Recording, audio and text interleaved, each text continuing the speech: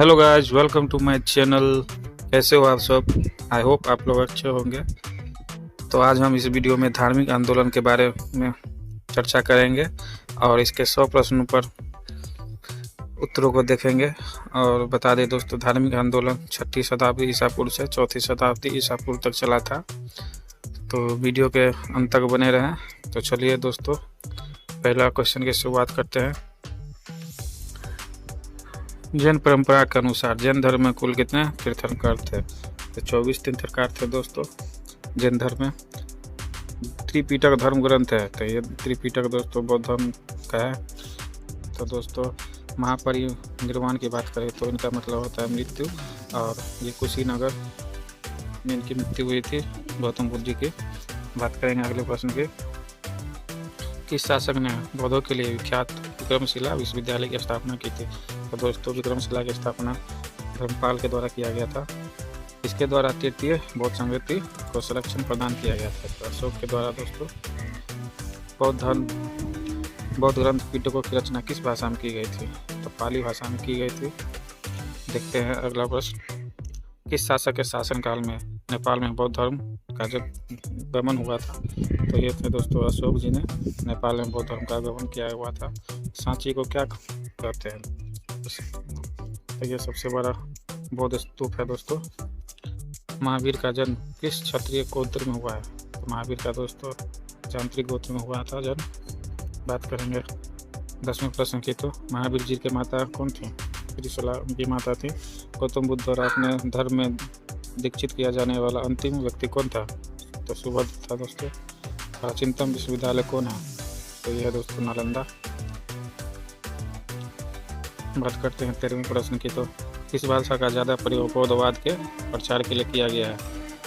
पाली भाषा के लिए किया गया है दोस्तों। महावीर की मूर्ति कहाँ हुई थी? तो ये हुई थी पावापुरी में।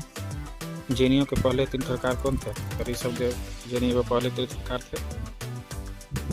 बात करते हैं अगले प्रश्न के। मठ और स्तूप की किस धर्म में संबंधित है? तो ये दोस्तों बौद्ध धर्म के।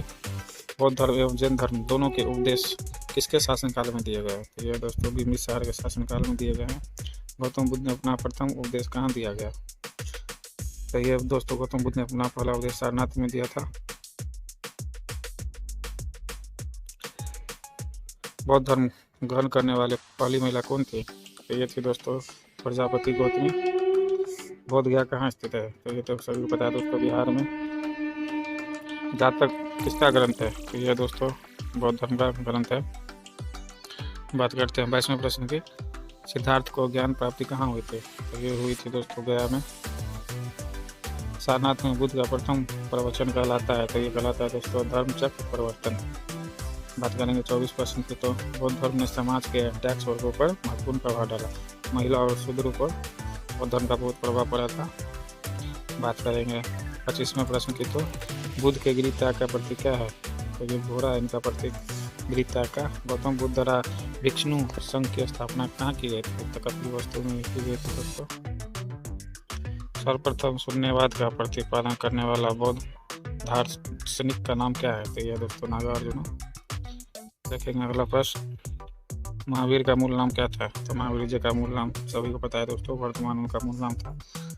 इसे एशिया की रोशनी द लाइट ऑफ एशिया कहा जाता है। तो गौतम बुद्ध को ये कहा जाता है। दिलवारा का जैन मंदिर का निर्माण किसने करवाया था? ये चालुक्यों के द्वारा करवाया गया था। नागार्जुन कौन थे? तो ये थे दोस्तों बौद्ध दार्शनिक। जैन परंपरा के अनुसार महावीर कौन से तीर्थंकर थे? तो ये थे दोस्तों जैन धर्म के 24 में सबसे लास्ट तीर्थंकर थे। जैन धर्म का आधारभूत बिंदु क्या है? तो अहिंसा आधारभूत बिंदु था बौद्ध जैन धर्म का। जी और जीने दो का किसने कहा था? तो ये दोस्तों महावीर स्वामी जी ने कहा था। तीर्थंकरों के क्रम में अंतिम कौन थे? तो ये थे दोस्तों महावीर, जो 24 तीर्थंकर थे। नए धर्म में पूर्ण ज्ञान के लिए क्या शब्द है? केवल इनको कहा जाता था। अगर पूर्ण ज्ञान प्राप्त हो जाता है तो। महावीर स्वामी का जन्म कहाँ हुआ था?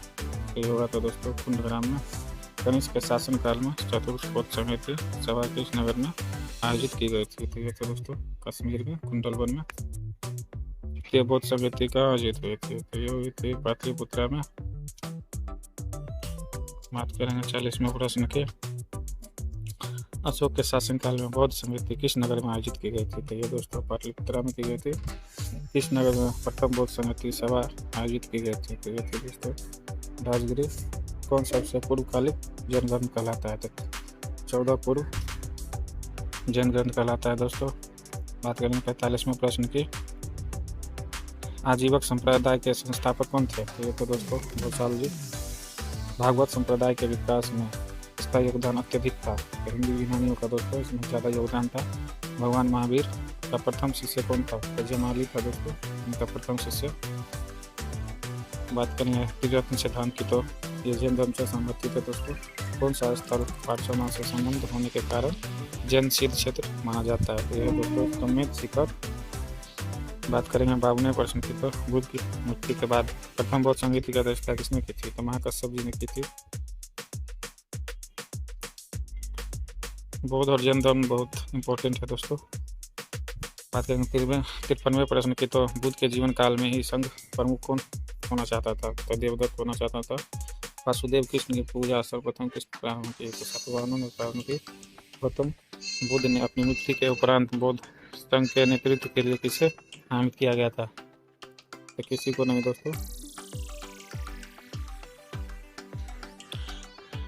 बात करेंगे नेक्स्ट प्रश्न की, तो मर्यादवाद सिद्धांत है। तो यह दोस्तों जैन धर्म का गौतम बुद्ध का जन्म कहाँ हुआ, कब हुआ था?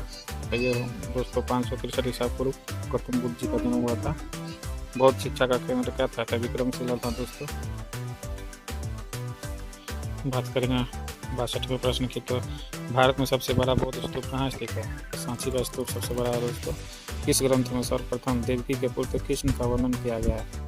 तो छांदोग्य उपनिषद में किया गया दोस्तों। जैन धर्म में प्रथम विभाजन के श्वेतांबर संप्रदाय के मनसाब से स्थूलभ्रद इसका राइट आंसर हो जाएगा दोस्तों। एक क्वेश्चन समझ में नहीं आया गया था। बात करेंगे 65वें प्रश्न की, तो भारत में सबसे प्राचीन विहार तो नालंदा को कहा जाता है दोस्तों। प्रथम जैन महासभा का आयोजन कहाँ हुआ था? तो ये हुआ था दोस्तों प्रथम जैन धर्म का पाटलिपुत्रा में। द्वितीय जैन महासभा का आयोजन कहाँ हुआ था? तो ये हुआ था दोस्तों वल्लभी में। बात करेंगे अगले प्रश्न की।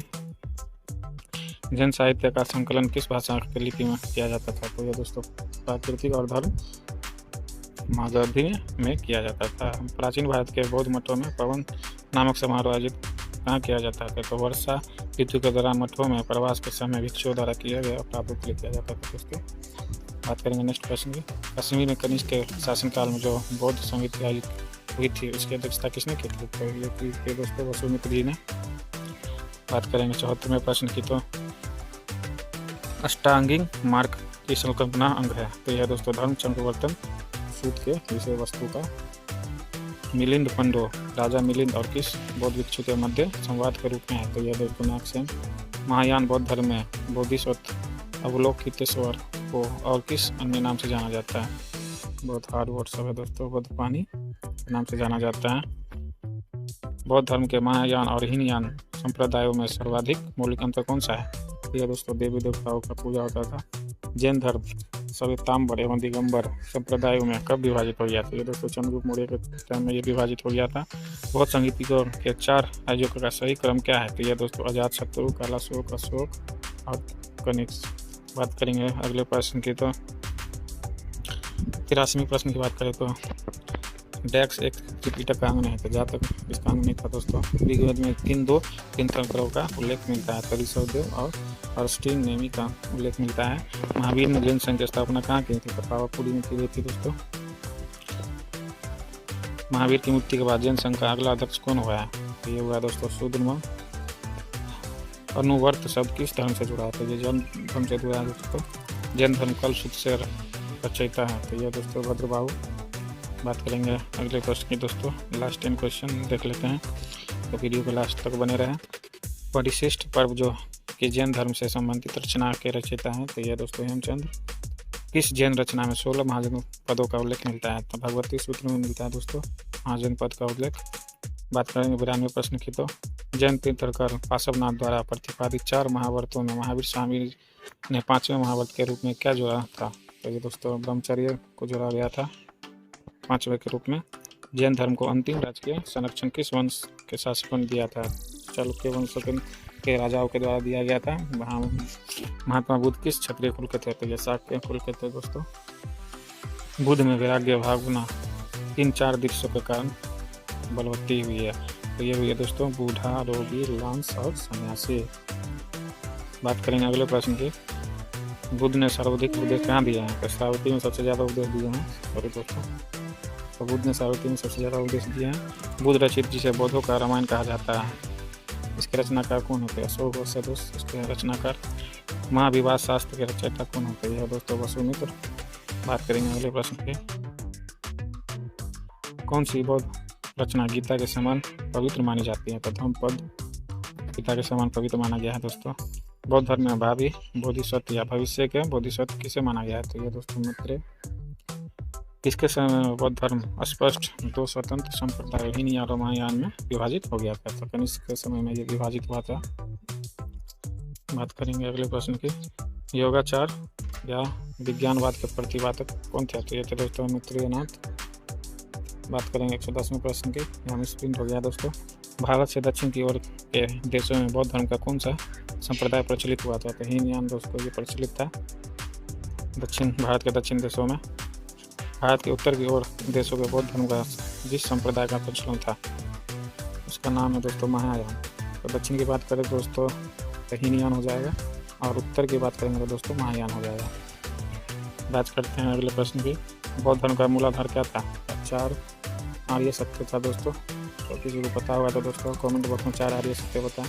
बौद्ध धर्म के 3 रत्न में शामिल नहीं है। तो धर्म मार्ग 3 रत्न में शामिल नहीं है।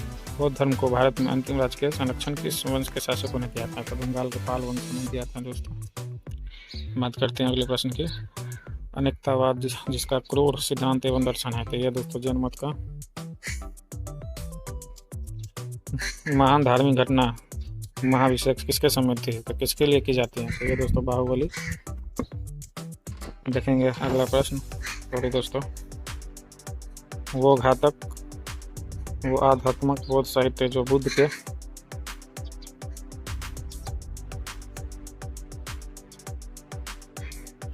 बात करेंगे 119वें प्रश्न की। तो दोस्तों वो घातक बौद्ध साहित्य जो बुद्ध के विभिन्न जन्मों की कथाओं के विषय में है वो क्या है? तो जातक है दोस्तों जो बौद्ध साहित्य के जन्मों के कथाओं के बारे में बताता है।